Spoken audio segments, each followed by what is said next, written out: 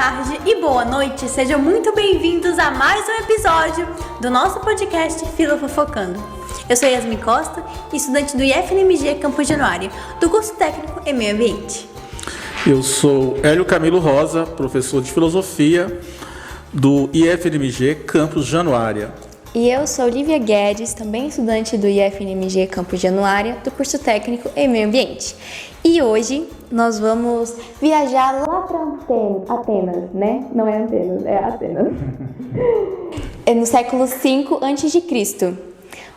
Uma cidade que era repleta de discursos políticos, discussões políticas e também um lugar onde teve uma das mortes mais marcantes da história da filosofia. Hoje vamos falar de Sócrates, o filósofo que ensinou muitas coisas e não deixou nada escrito. Sócrates foi um grande filósofo, um divisor de águas da filosofia grega. Sócrates foi muito importante para o pensamento clássico e Sócrates era um filósofo que tinha uma vida simples. Ele era filho de um escultor, né, e de uma parteira. E a profissão de sua mãe vai ser referência para a sua dedicação, né, à filosofia. Então, mais para frente, a gente vai entender por que Sócrates vai relembrar a profissão de sua mãe no seu método filosófico. Professor, eu lembro em uma aula que um professor explicou pra gente que Sócrates, ele andava muito pelas ruas, assim, descalço, com roupas mais modestas, assim, bem simples, e ele tinha um hábito de ficar fazendo perguntas para as pessoas, ele de forma irônica, mas essas perguntas iriam deixar as pessoas desconfortáveis, ou seja, ia revelar aquela fragilidade que as pessoas tinham nas suas certezas da vida. Então, como eu havia falado, Sócrates é um divisor de águas, né? Os filósofos que antecederam a Sócrates, chamados filósofos pré-socráticos, não só antecederam, né, mas que tinham como objetivo estudar a natureza, compreender a physis. Sócrates vem em outro momento. Sócrates não está preocupado em compreender a origem do universo, compreender a physis. Sócrates está preocupado em compreender o ser humano.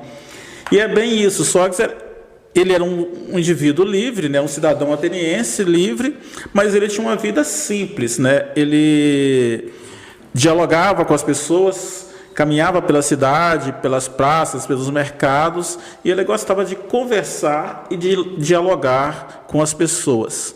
Então, como você falou, Sócrates não deixou nada escrito, né? Tudo que nós vamos saber sobre Sócrates é sobre os discípulos dele que escreveu.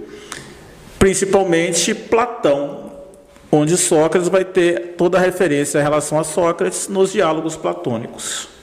Inclusive, nessa mesma aula, o professor também falou sobre a metodologia de Sócrates, que também incluía ironia e maêutica. E também aquela famosa frase, né? Só sei que nada sei. Verdade. Então, Sócrates, ele vai ter um método, né? A gente fala assim, um método socrático, como Sócrates desenvolvia e vivia, né, sua filosofia. Sócrates vivia a filosofia, né? Ele respirava a filosofia. Ele andava pelas ruas dialogando com as pessoas. Então, Sócrates ele vai desenvolver um método dialético, né? Esse método dialético, como você falou, Lívia, ele, digamos assim, era dividido em duas partes, né, que se comunicavam, integravam essas duas partes, a ironia e a maiêutica. A ironia, do grego, significa perguntar, e Sócrates fazia perguntas. E a maiêutica, do grego, significa parto, dar parto a novas ideias. Por isso que Sócrates vai usar a profissão da mãe dele, né? A minha mãe é parteira, ela ajuda as mulheres a dar à luz uma nova vida, ela lida com corpos. Eu ajudo os homens a dar à luz a novas ideias. Eu lido com a alma dos indivíduos, né? Sócrates dizia. Então, o parto que Sócrates fazia era o parto de ideias. Nossa, muito interessante.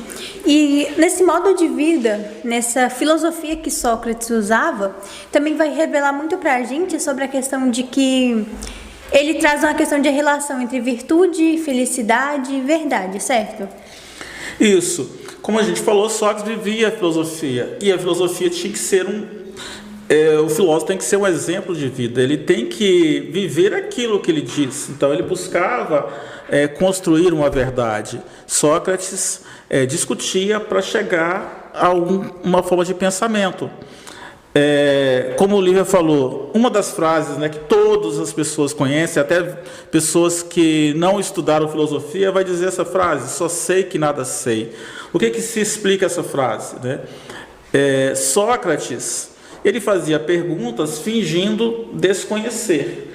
Então, por exemplo, para Sócrates, ele não havia nenhum conhecimento que ele iria transmitir para a pessoa. É como se ele fosse estéril de conhecimento. O conhecimento está no indivíduo. Ele vai ajudar o indivíduo a trazer à luz a novas ideias. Então, por isso que Sócrates era reconhecido como um dos mais sábios da Grécia Antiga. Sim. E ele se questionava: por que logo eu que sei que nada sei? Então ele vai compreender isso justamente porque a arte, o princípio da sabedoria é primeiro reconhecer a sua própria ignorância. E aí nesse sentido Sócrates vai buscar a construção da verdade. Diferente dos sofistas que acreditavam que a verdade é relativa, dependia do ponto de vista da construção, da argumentação e da oratória, Sócrates acredita que há uma construção de uma verdade a partir do diálogo. Ah, sim, muito interessante. Inclusive, se a gente pensar nisso que o senhor falou em relação a Sócrates, ele estava preocupado em viver aquilo que era realmente correto, aquilo que era realmente bom. E quantas vezes, né, se a gente for pensar no nosso dia a dia, quantas vezes a gente vive no automático e não pensa: será se isso que eu estou vivendo é bom para mim? Será se eu estou realmente vivendo algo que vai ser de forma boa, né, para minha relação com as pessoas e até mesmo para a sabedoria humana? Essa ideia que você traz, a gente pode elencar com uma frase que estava escrita no templo do deus Apolo, na cidade de Delfos, que era: conheça-te a ti mesmo e conhecerás os deuses e o universo. E Sócrates vai partir também dessa frase, quando ele faz a visita ao templo, né, do deus Apolo, para justamente saber por que ele era considerado o mais sábio. E ele vai lembrar e vai sempre passar a utilizar essa frase: conheça-te a ti mesmo. Porque, para Sócrates, o indivíduo tem que buscar o autoconhecimento. Tanto que aquela frase, né, uma vida não analisada não merece ser vivida. Porque, para Sócrates, nós temos que fazer uma reflexão profunda da nossa vida, da nossa existência. Mas então, professor Hélio, muitas pessoas se sentiam incomodadas com Sócrates, principalmente os poderosos de Atenas. Pode falar mais sobre isso? Então, Sócrates, pelo seu estilo de vida, pela sua filosofia, ele teve grandes amigos, construiu grandes amizades, muitos amigos em Atenas, mas, por outro lado, ele também atraiu inimizades. Então, 3 cidadãos atenienses, né, um político, um sofista, eles moveram um processo contra Sócrates, acusando Sócrates de corromper a juventude, de não acreditar nos deuses da cidade, considerando Sócrates como subversivo, moldando a estrutura política ateniense. E aí esse processo andou. Sócrates poderia ter convocado alguém para defendê-lo, até, por exemplo, um sofista, poderia ter convidado Protágoras ou Gorgias para fazer a sua defesa e pagar por isso, que eles eram excelentes oradores, Gorgias principalmente, mas Sócrates preferiu fazer sua defesa e assumir todas as responsabilidades. E ele foi condenado à morte, né? E foi obrigado a tomar o veneno de uma planta chamada cicuta, e morreu em 399 a.C. Ah, sim, aquela famosa suquita, né, que os professores falam na hora de ensinar para poder ajudar o aluno. Ele morreu de suquita. Suquita é só uma brincadeira. Mas suquita é colorida artificialmente. O veneno é cicuta, uma planta venenosa, e que Sócrates tomou e paralisou o seu sistema nervoso. E ele, né, antes de ele tomar a cicuta, ele reuniu com os amigos, com os seus discípulos, conversou e despediu de todos, né? Tomou o cálice de cicuta e esperou um momento e morreu. Então a morte dele, assim, se formou um símbolo de fidelidade aos princípios, né?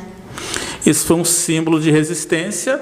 E por quê? Sócrates poderia ter fugido, mas ele fugindo, ele seria estrangeiro em outra cidade. Ele estava indo contra a sua própria filosofia. Então, por isso que ele preferiu morrer, a verdade, de forma ética e deixar o seu legado, né, para os demais, principalmente Platão, que foi o seu principal discípulo e que escreveu, né, toda a sua obra baseada na figura de Sócrates, né, no pensamento de Sócrates, né, trazendo Sócrates como o fundamento central dos seus diálogos. E Sócrates, é isso que o senhor falou, né? Lívia falou, a morte de Sócrates ela vai ser algo extremamente importante nos dias atuais.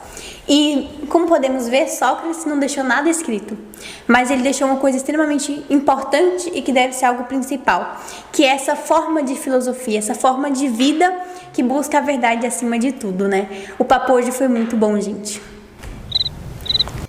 Bom, gente, então espero que vocês tenham gostado do papo de hoje. Sócrates é muito interessante. Já curte, comenta, compartilha com seus amigos e não se esqueça de deixar o seu like. E lembre-se, filosofia é a sua terapia.